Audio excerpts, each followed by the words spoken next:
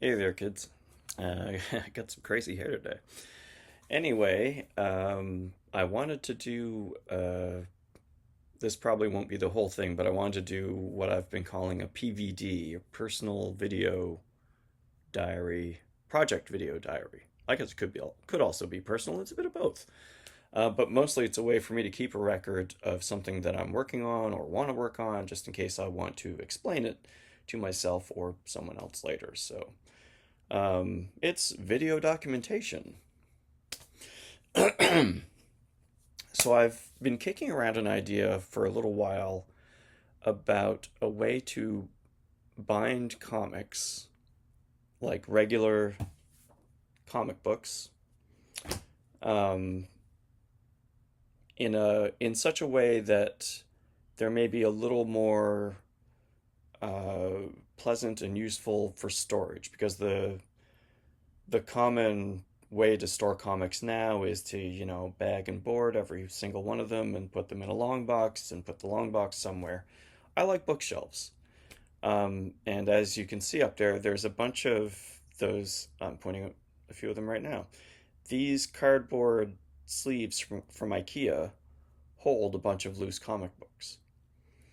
Now, some of those comics, probably a lot of those comics, are available as trade paperbacks, and if I had all kinds of money, I would just trade one for the other. But I don't know, I don't really feel the need to do that most of the time. I might do it if there's like a nice fancy new edition of a series that I already have that includes all kinds of cool supporting material, or maybe it's a different format altogether, like the Absolute editions where it's really more about showcasing the art. But I wanted a way to just take a bunch of comic books, put them in some kind of binder, and throw them up on my shelf. Uh, Especially for some of my favorite series, like DC's Thriller here, which it seems they're in no hurry to ever put into a trade paperback. Sometimes that happens. We kind of take for granted now that anything that actually makes it to publishing is also going to be eventually collected in some kind of library or bookshelf edition. And as a result, you sometimes have people waiting for the trade, so they don't buy the individual issues, they just wait for the book to come out, and that can impact future sales, and it's a whole thing. We really don't need to discuss that in this PVD. So, as I've been circling around saying for some time now, what I wanted to do was a way to bind comics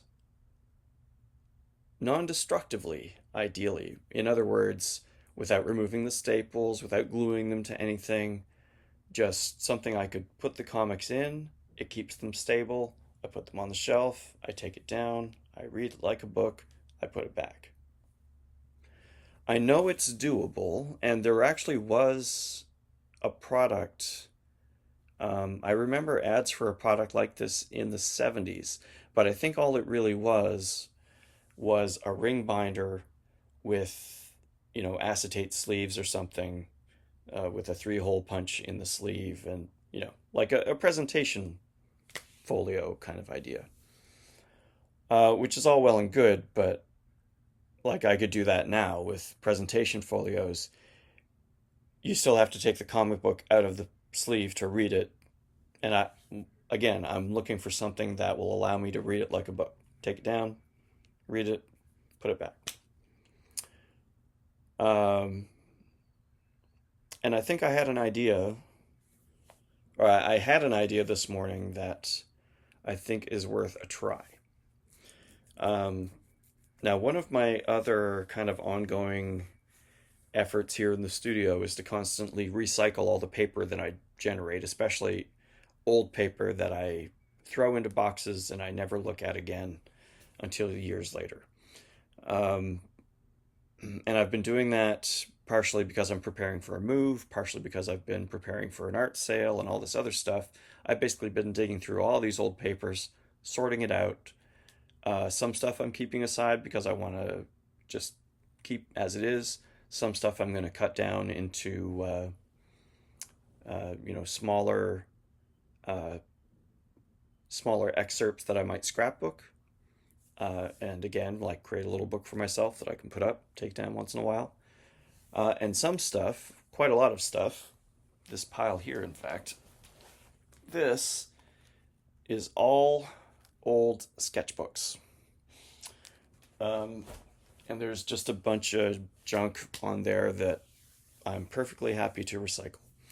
And one thing that I do with my old sketchbooks is I'll cut the pages down, like trim them down to some regular sizes, sort through the different kinds of paper, and basically create new recycled sketchbooks with a center staple probably enfolded. So they wind up being about yay big, maybe bigger, maybe smaller, depending on the source paper size. So I've got as you can see, I basically tore the covers off of a bunch of old sketchbooks. I'm going to recycle the covers too for binding projects. And this is what gave me the idea this morning. So here's one of the sketchbook covers. It was, I think, like 9 by 12 or maybe 8.5 by 11, but I trimmed it down using my big trimmer to basically comic book size with a little bit of extra space around there. In fact, I might actually trim this edge a little bit more. So now I've got this kind of skeleton to build with. I've got some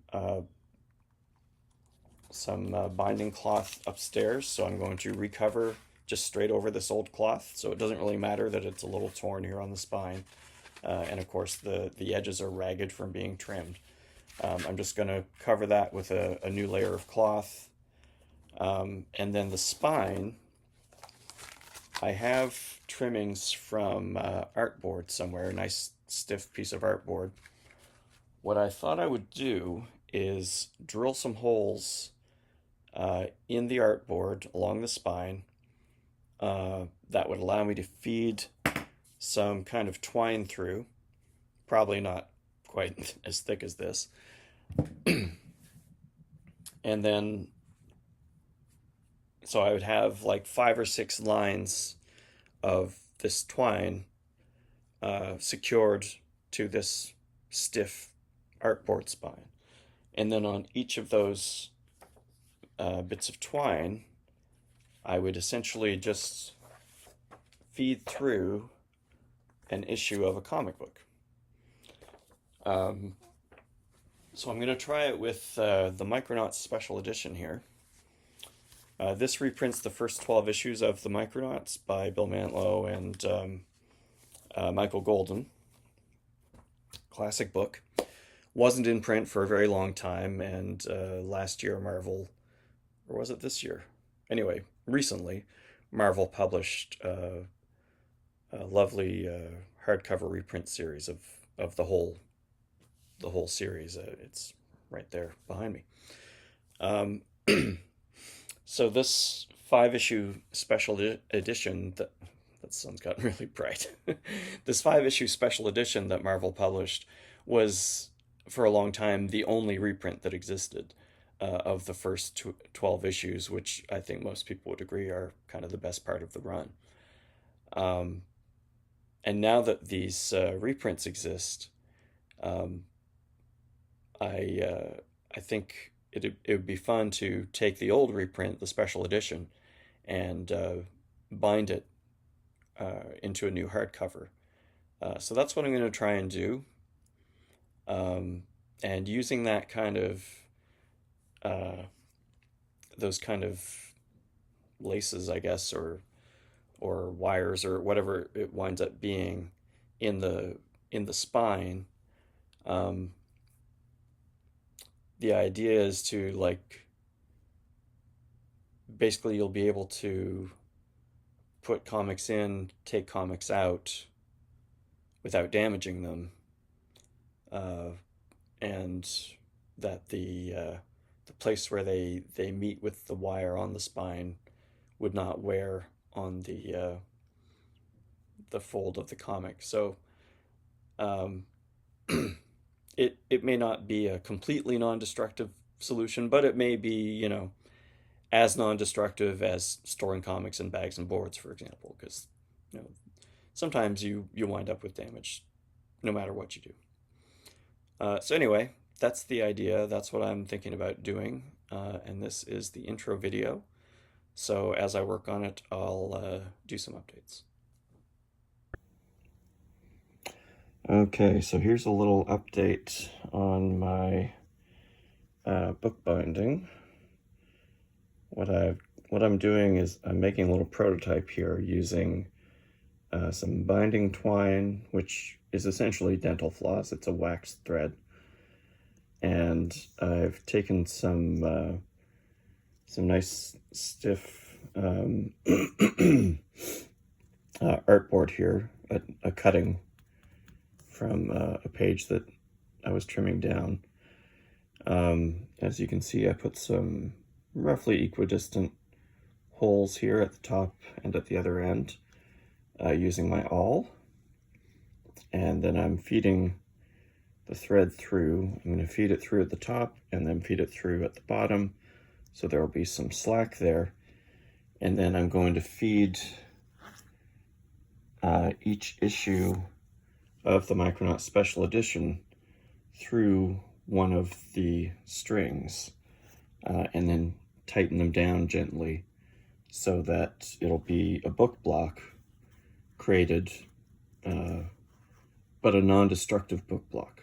So if you needed to, you could basically just snip the strings and set the comics free.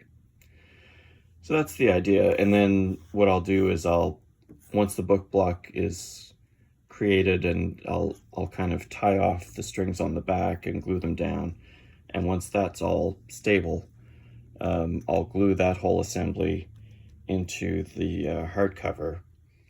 And then I also have a reprint of the first issue that Marvel did probably last year to promote the new hardcover collections. I'm going to I'll tear this apart. I'll take the cover here and glue it down to the cover of the hardcover. I'll actually wrap this in some bookbinding fabric first. And then there's some interior pages in here as well that I'll use for the leaves inside, and maybe something on the back cover, or maybe I'll carve like some kind of a stamp and do like a custom stamp for the back, or I don't know. Still thinking about that, but that's where we are. Okay, we got a little more progress here. You can see I've fed the cord through the spines of the comics, just kind of loosely. And I've taped up one end. This end is still open. So what I'm going to do, what did I do with I've got some cloth here. Oh.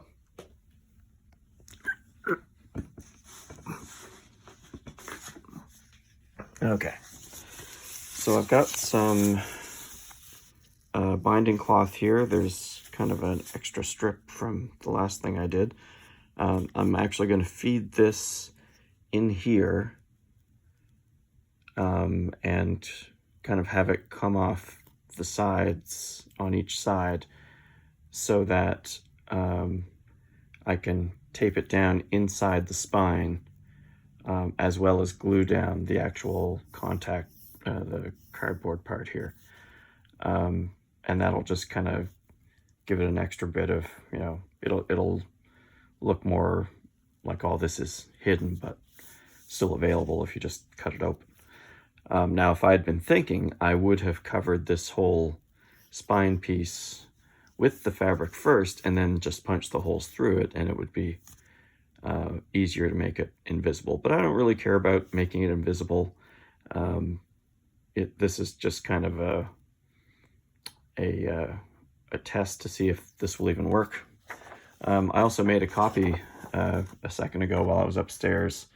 I found in the second issue of the special edition they had this map of Homeworld, so I'm going to cut this up and use it as the end papers. And that frees up the, I'll put something else on the back cover. So things are moving fast. I'll check in again when there's more done. Okay, and here is the completed bound book, more or less. I made a color copy of the that reprint of the first issue, and trimmed it here to glue it to the front cover, and then I reduced the logo and cut that to put on the spine. I don't have anything on the back yet. The binding is loose, like it lays flat and feels quite loose, but I don't know, I think that's actually pretty good for an application like this, where you basically just want to keep these together the way that you might keep them in a long box, but now you can put it up on your bookshelf with everything else. So I'm pleased with this prototype anyway, and I think I'm probably going to give this to a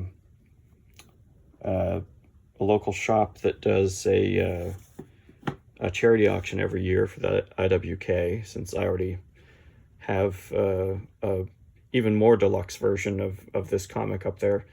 But I'm definitely going to use this for some other comics of mine that I've been wanting to bind somehow, and that the publishers don't seem to be in any hurry to collect. So I'll let you know when I get around to doing that. In the meantime, I've written up a procedure kind of explaining how I did this, and I'll post all that on my Patreon soon. Enjoy!